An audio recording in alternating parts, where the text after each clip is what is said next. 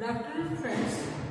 Today we will see the second section, that is clinical pharmacy. Our subject name is hospital and clinical pharmacy. Hospital, first half of the hospital part we have completed. Next to it, second section we have to see, that is clinical pharmacy. So first chapter in this, introduction to clinical pharmacy. We will see the definition of clinical pharmacy. It is newborn discipline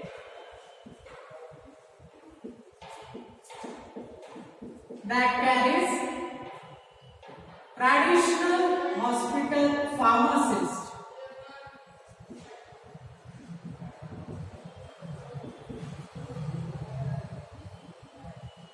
from product-oriented approach to patient-healthier approach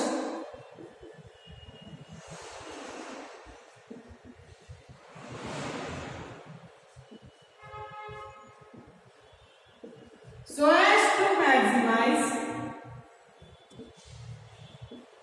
well-being of the patient when the patient is on drug therapy.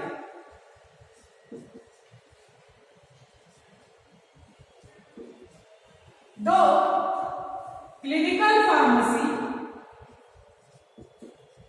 rational drug therapy,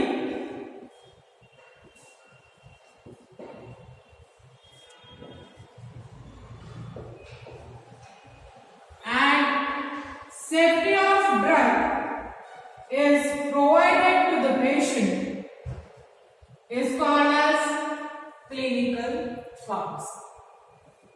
What I have told, it is a newborn discipline. It is added newly. It is newborn discipline that carries traditional hospital pharmacists. From traditional pharmacist is present inside the hospital. That carries traditional hospital pharmacist from product-oriented approach to the patient-healthier approach so as to maximize well-being of the patient when the patient is on drug therapy. Though the clinical pharmacy, rational drug therapy and safety of drug is provided to the patient, that is called as clinical pharmacy. This is the definition of clinical pharmacy. It is newly added inside the hospital. The separate department is there, clinical pharmacist. There is special appointment of clinical pharmacist. So, it is newly added, newborn discipline that carries traditional hospital pharmacist from product-oriented approach to the patient healthier approach so as to maximize well-being of the patient when the patient is on drug therapy through clinical pharmacy, rational drug therapy, and safety of drug is provided, that is known as clinical pharmacy. As the clinical pharmacy term that will comes, pharmacist comes in closer contact with the patient.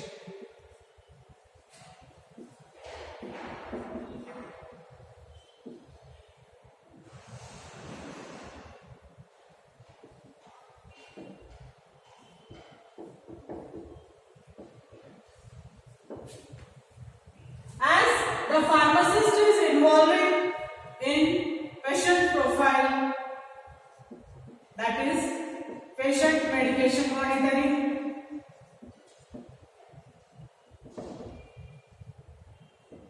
patient drug profile, as is knowing about the patient allergies, various drug-drug interactions. So, he will come in closer contact with the patient. One specific appointment of clinical pharmacist is there. He is continuously observing the patient. So, you will come in closer contact with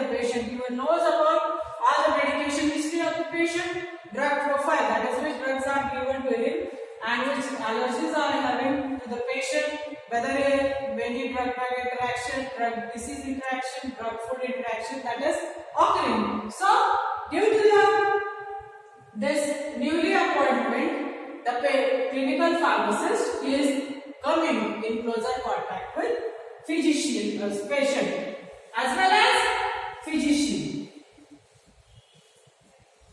What is it of appointing the clinical pharmacist? So as to maximize well-being of patient. That is maximum safety of the patient and minimizing adverse effect.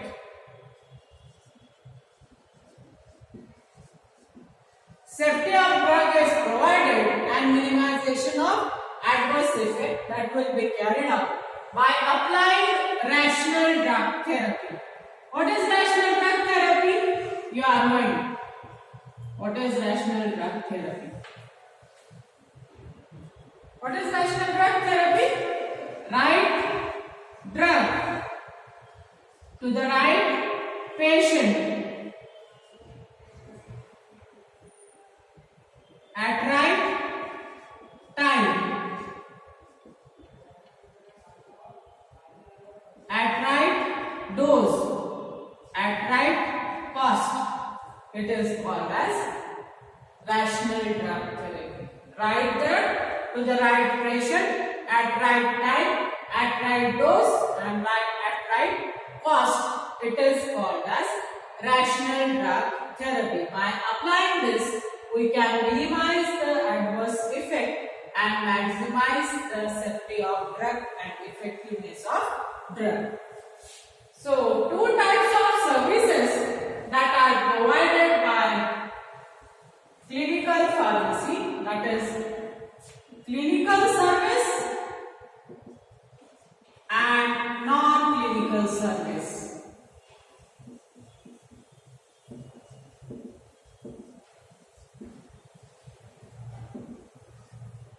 These are the services that are provided by clinical pharmacy. In clinical service, as the pharmacist is having knowledge about the drug, he will give his advice to the physician about safely prescribing the drug to the patient.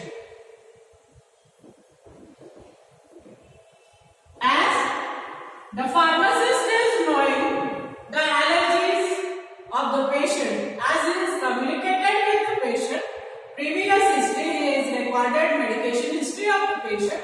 He is well knowing about the patient, his habits, allergic condition, all that, and he is having knowledge about the drug also.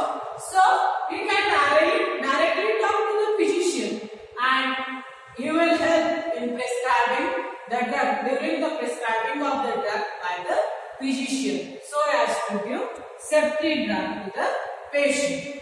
That's why he is helping in the clinical service. Next, that is patient care that will be carried out by observing all the circumstances of the patient and recovery of the disease that will be carried out rapidly by inside the clinical service. That is the job of clinical pharmacist. In non-clinical services, he will involve in manufacturing of the drug as well as distribution of the drug. That is the non-clinical service. So these are the two services that are carried out inside the clinical pharmacy. Clinical service and non-clinical service.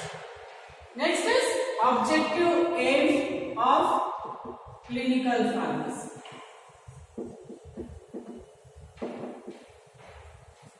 What is objective? Previously I have told you. That is, what is the aim of appointing clinical pharmacist? So as to maximize well-being of patient, maximum effectiveness and minimum adverse effect, 100% effectiveness and minimizing appointing clinical pharmacist. How he will do that? How he is maximizing the effectiveness, that is 100% effectiveness of drug will be obtained by helping to the physician, clinical pharmacist, as he is having deep knowledge about the drug interactions. So he will help to the physician during the prescribing of drug.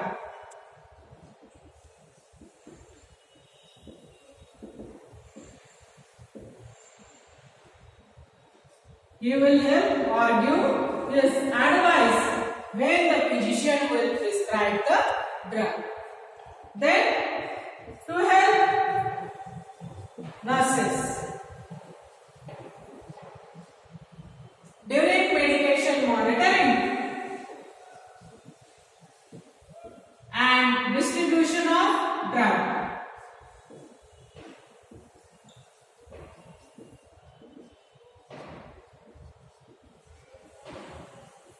Next, to help to the patient, as he is directly communicating with the patient and he is having the convincing power to the patient. That's why by communicating with the patient, he will use information about the doses of the drug and recovery. If the doses will be given in proper time, in proper amount, then the recovery that will obtain rapidly. Next, to involve in application of rational drug therapy to the patient. That is, he is helping each and every person inside the hospital, to the physician, to the nurses, to patient, and apply the rational drug therapy, right drug to the right patient at right dose, at right cost, at right time. These are the objectives or aim of clinical pharmacist.